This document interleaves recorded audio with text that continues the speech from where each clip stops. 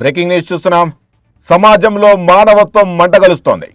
కానీ పెంచి పెద్ద చేసిన తల్లి అంతిమ సంస్కారాలు ఘనంగా నిర్వహించాల్సిన ఓ కన్న కొడుకే ఆస్తిపై మోజుతో తల్లి దహన సంస్కారాలను అడ్డుకున్నాడు.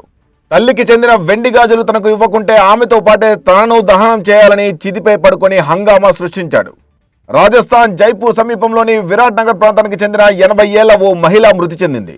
దీంతో అంత్యక్రియలు నిర్వహించేందుకు ఆమె మృతదేహాన్ని ఆమె కుటుంబ సభ్యులు, గ్రామస్తులు సమీపంలోని శ్మశాన వాటికకు తీసుకెళ్లారు.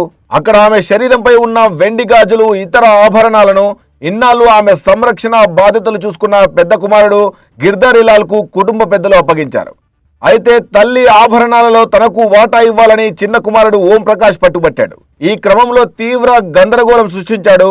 తనకు ఆభరణాల్లో వాటా ఇచ్చాకే తల్లి అంత్యక్రియలు నిర్వహించాలని, లేకుంటే తల్లితో పాటు తనను చితిలో కాల్చివేయనంటూ చితిపై పడుకొని బీభత్సం సృష్టించాడు.